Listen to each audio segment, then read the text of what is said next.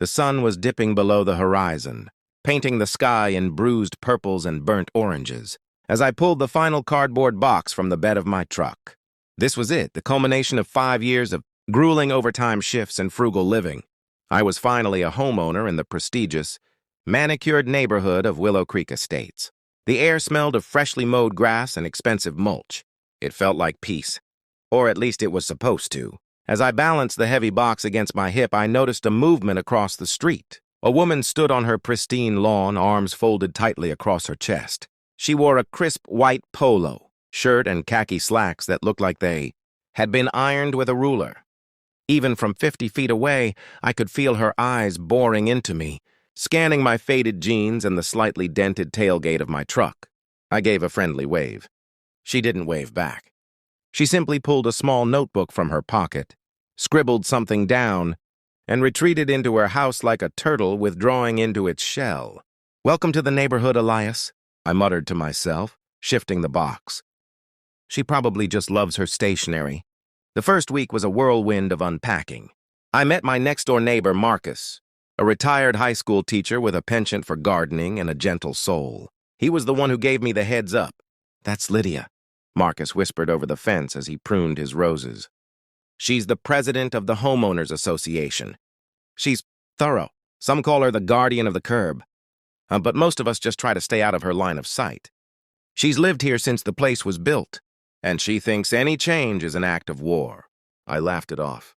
I was a quiet guy. I kept my lawn trimmed, my trash cans tucked away, and my music low. I didn't think I'd have any issues. But the citations started appearing on my door by day 4. Tuesday, trash receptacle. Visible from street at 10:05 a.m., violation, section 4 pew, fine pending. Wednesday, vehicle parked on street for more than 4 hours. Violation, section 7.1, warning issued. By Friday, I was annoyed. I hadn't even finished unpacking my kitchen, and I was already being treated like a delinquent. I decided to install a high-definition security system. It wasn't just because of Lydia. I had some expensive tools in the garage, and I've always been a fan of better safe than sorry.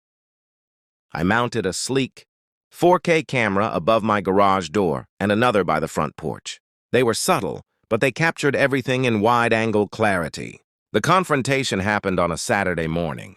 I was in my front yard, carefully digging a small hole near the porch to plant a hydrangea bush. It was a gift from my mother, a little piece of her garden to start mine. Excuse me, sir." I looked up to see Lydia marching across the asphalt. She was holding a clipboard like a shield. Her face was a shade of red that matched the stop signs. "At the end of the block? Can I help you, Lydia?" I asked, wiping sweat from my forehead. "It's Mrs. Gable," she snapped. "And no, you cannot plant that. The Willow Creek approved flora list specifically excludes non-native hydrangeas. They are water-intensive and break the aesthetic uniformity of this block." I took a deep breath.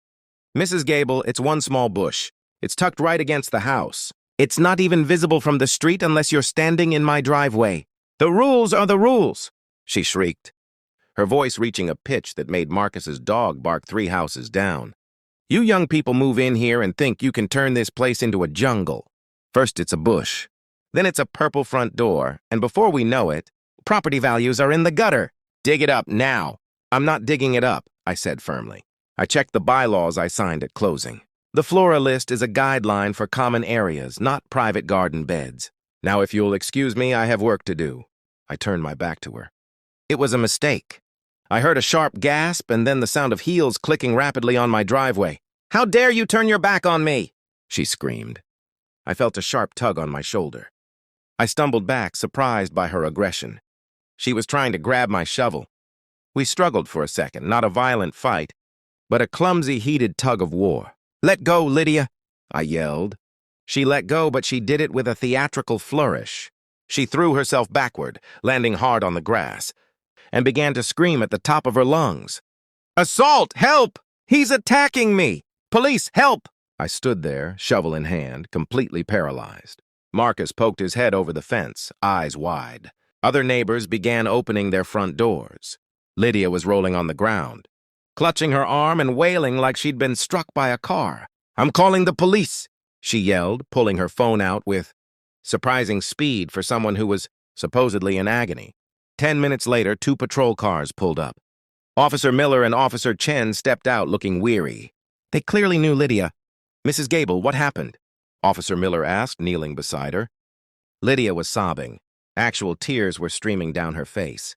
I came over to politely inform him of a minor code violation, and he flew into a rage. He screamed at me, called me horrible names, and then he shoved me! He used the shovel to knock me down. My wrist is broken, I just know it. He's a menace. I want him arrested. I want a restraining order. The officers looked at me. I felt the blood drain from my face. In their eyes, I saw a young man in a t-shirt and work boots standing over a sobbing, elderly woman. The optics were catastrophic. "Sir, put the shovel down and step away," Officer Chen commanded, her hand resting on her belt. "Officers, please," I said, my voice shaking. I didn't touch her. She tried to grab the shovel from me, and then she fell on purpose. "She's lying." "He's lying!" Lydia shrieked. "Look at my grass! Look at the dirt on my clothes! He's a monster!" Officer Miller sighed. "Look, son, we've got a witness who says you were aggressive, and we've got a woman on the ground. This isn't looking good for you. Is there anyone else who saw what happened?" I looked at Marcus. He looked conflicted. I heard the yelling," Marcus said hesitantly. "I saw them struggling over the shovel. But from my angle, I couldn't see who pushed who." Lydia smirks, a tiny, cruel tilt of the lips that only I saw. "Take him away," she hissed. "Wait," I said, a sudden spark of realization hitting me. "Check the cameras." Lydia froze. Her head snapped up toward the eaves of my house. "Cameras?" Officer Miller asked. "I installed a 4K security system 3 days ago," I said, feeling my heartbeat stabilize. "The front porch camera has a direct line of sight to the driveway and the yard. It records to the cloud. I can pull the footage up on my phone right now." The silence that followed was heavy. I pulled out my phone, my fingers flying across the screen. I opened the app and navigated to the Events tab. There it was, motion detected, 10:14 a.m. I walked over to the officers, keeping my movements slow and non-threatening. I turned the screen toward them and hit play. The video was crystal clear. It showed me digging peacefully. It showed Lydia storming onto the property. The audio was even better. It captured her screaming, "The rules are the rules! And how dare you turn your back on me?" The officers watched in silence as the digital Lydia grabbed my shoulder. They watched me try to pull away. And then the climax. They watched Lydia wait until I had let go of the shovel, look around to see if anyone was watching, and then literally launch herself backward onto the grass, letting out a rehearsed shriek of "Assault!" She hadn't even tripped. She had performed a professional-grade stunt fall. Officer Miller looked at the screen. Then at Lydia, who was now trying to stand up, her face turning from red to a ghostly, sickly white. "Mrs. Gable," Miller said, his voice dropping an octave, "would you like to explain why you just told us this man attacked you with a shovel?" I felt threatened," she stammered, her voice losing its edge. "He was being very aggressive." "The video doesn't show the psychological pressure. The video shows you committing a crime, Mrs. Gable," Officer Chen said, pulling out a pair of handcuffs. "Filing a false police report is a serious offense, and considering you tried to have this man arrested for a felony assault he didn't commit, we're not going to just walk away from this with a warning." Lydia began to wail again, but this time it wasn't for the cameras. It was pure, unadulterated panic. As Officer Chen led her toward the patrol car, the neighbors who had gathered on their porches began to murmur. Some were even clapping. The aftermath was swifter than I expected. The HOA board held an emergency meeting 3 nights later. It turned out I wasn't the only one Lydia had been terrorizing.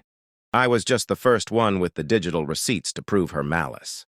She was forced to resign as president, and the board issued a formal apology to me, even waiving my citations. A week later, Marcus came over with a tray of lemon bars. "I'm sorry I didn't speak up more forcefully at the time," he said, looking genuinely sheepish. "She's had this neighborhood under her thumb for a decade. We were all just scared of being the next target."